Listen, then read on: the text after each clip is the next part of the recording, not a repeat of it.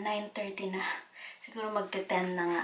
Pero kanina pa ako gising kasi nagigising yung aking chikiting ng 7. So, kailangan may dumampot sa kanya. Sa kanyang crib. So, ako yung bumangon para kunin siya. Tapos, I fed her. I gave her milk. Tapos, ngayon tulog na siya. Gising na din si Kenneth. Tapos, ayun, kakaligo ko lang.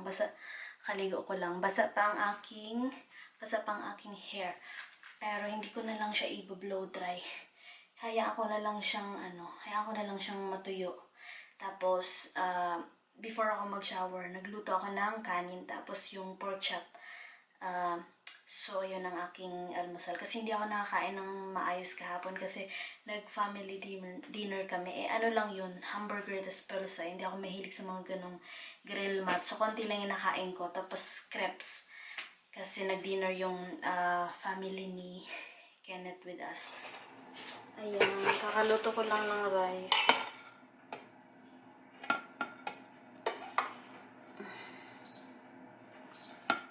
Ayan. Tapos ito yung prinito kong pork chop.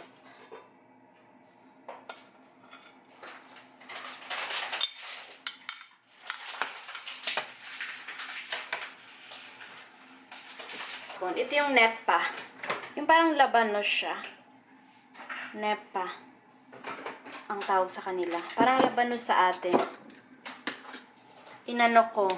Inatsara ko. Ilagyan ko siya ng suka. Tapos nilagyan ko ng konting carrot. Yung pag-atsara niya.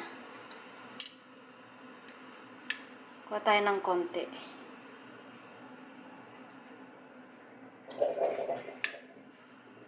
Hindi ko alam kung okay ba yung lasa nito. Tapos yung sausawan na ginawa ko kahapon. Ano lang siya, patis, suka, tapos may sile. May natira pa. Sinawsaw ko yung crepes dito kasi nag-crepes kami kahapon sa family dinner. So, ayan, kain tayo. Kita nyo? Kamay lang tayo, guys, kasi masarap yung atsara niya.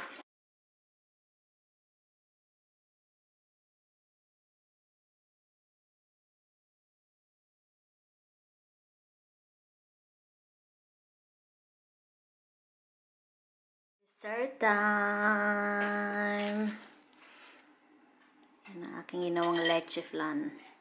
Ano lang siya, hindi lang siya nawarak siya nung tire-transfer ko sa plato. Pero, ang sarap niya. Creamy. So creamy.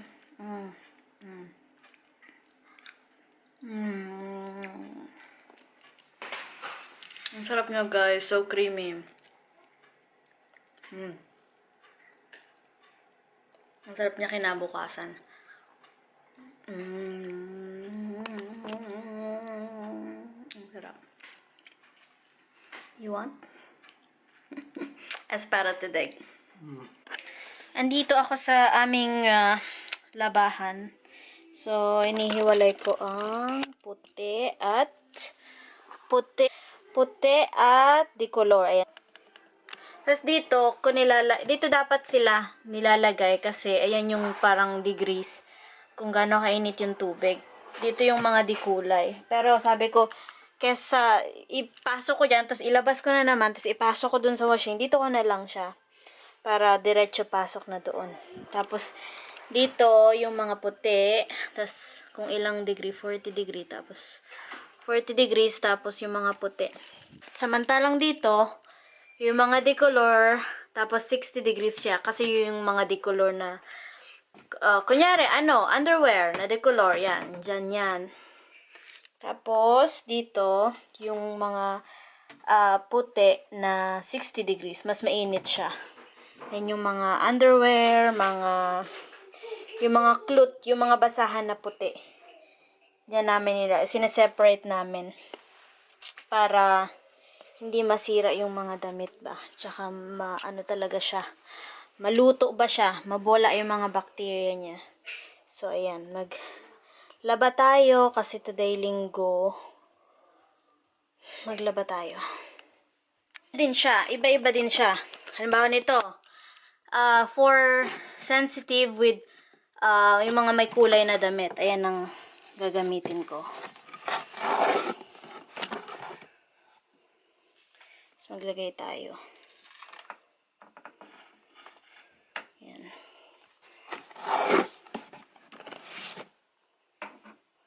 Yan. Tapos, ito naman, ano yan? Conditioner. Ito naman para sa may kulay. Ito para sa puti. Tapos, ito para sa may kulay. Tapos, ito yung para sa wool. Para hindi siya masira. Milo ang tawag. Para yan sa mga wool na damit. So, tapos, ito ay yung gamit ko na conditioner. Ayan. Bigyan natin siya. Mga damit ni baby, ito naman, iba yung sabon niya. For sensitive, ano yan? For sensitive skin, yan. Tapos, ito yung conditioner. Pwede rin namin to siyang gamitin. Pero, ano kasi to eh. Mahal to siya eh. Especially talaga to para sa sensitive, sa mga bata, sa baby. So, hindi ko yan ginagamit lagi. Para lang yan kay baby. Tingnan niyo yung isa naglilinis. May sakit yata itong isang to. Nilinis niya yung aming sa ilalim ng lababo. Kasi, dyan eh. Madumi. So, yung mga basura ba na natatapon sa sahig. Are you sick? Kaya det där spis. Det är så kraftigt. Du det är bra med dig. Plötsligt rydda och så vaska. Varsågod va. Naglilinis naman yan siya. Hindi lang lagi. Kasi yung kanyang food. So that's very good. Makain na siya ng kanyang blue ng strawberry. Magtutour na kami soon. Kasi maganda yung weather sa labas.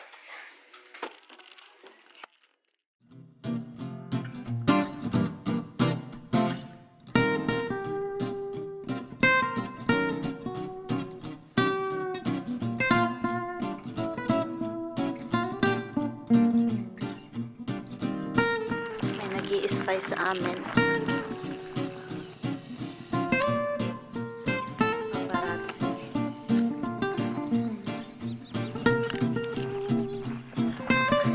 Spion! Nilalaro niya ang kanyang drone.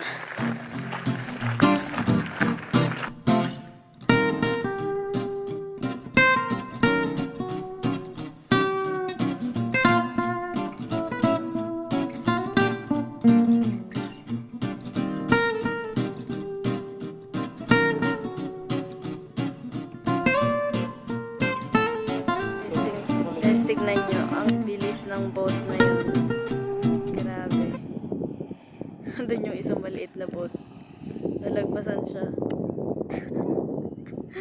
Doon na siya. Kaloka. Dito lang kami nag-stop sa gilid ng daan. Punta kami doon diretso. Stop lang kami dito kasi parang may overlooking siya ba. Galing kami doon. Kita mo yung mga boat na dumadaan. Ayan na guys, nagluluto tayo ng barbecue. Anuhin na natin. Baliktarin natin.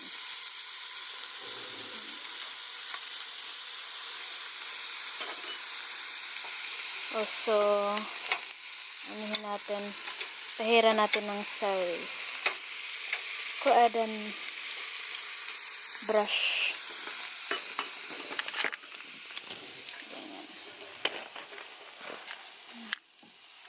Bara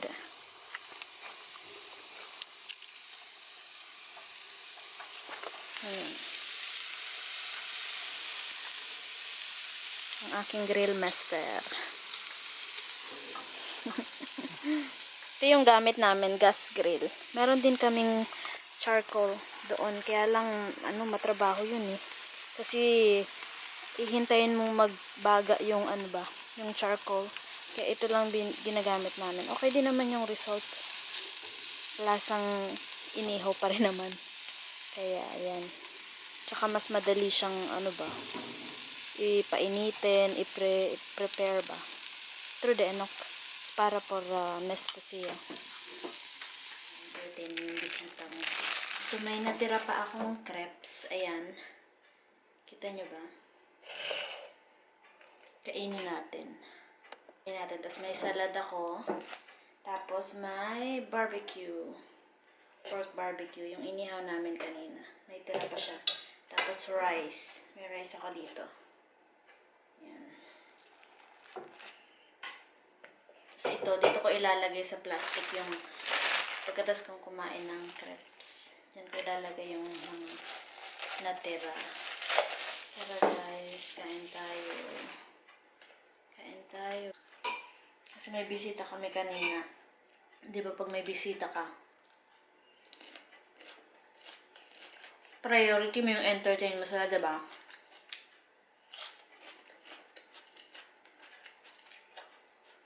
Tapos ikaw hindi ka na nakakain masyado.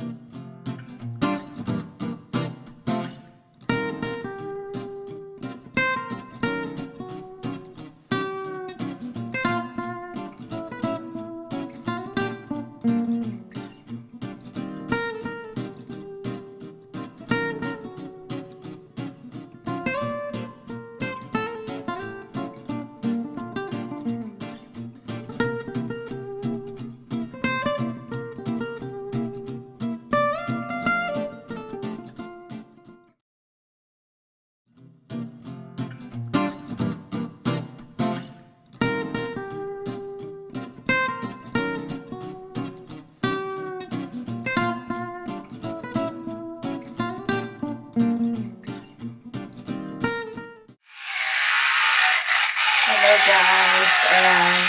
Alas 10 na ng gabi. Before tayo matulog, skincare muna tayo. Mag-wash tayo ng mukha.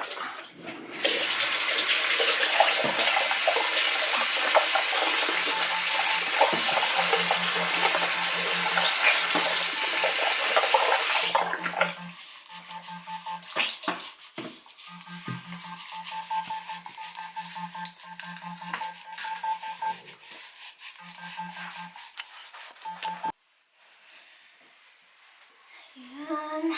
Tapos may mga pores dahil sa init nakabukas. Kaya mga pores ang lalaki. Diba? Kaya gamitan natin ito para sara yung pores niya at maging okay yung mag-okay yung itsura ng aking skin. Tapos lagay lang natin dyan to.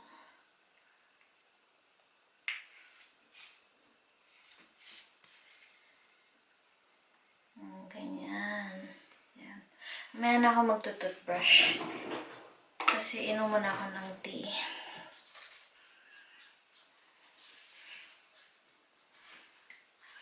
Good night guys. Hanggang dito na lang ang aking vlog. Iinom ako ng tea, tapos magtutoothbrush, tapos ima-moisturize ko ang aking lips. Tapos, yun ang aking skincare. Yeah. Thank you guys for watching. I'm gonna close this vlog now. Good night. Ingat sa lahat.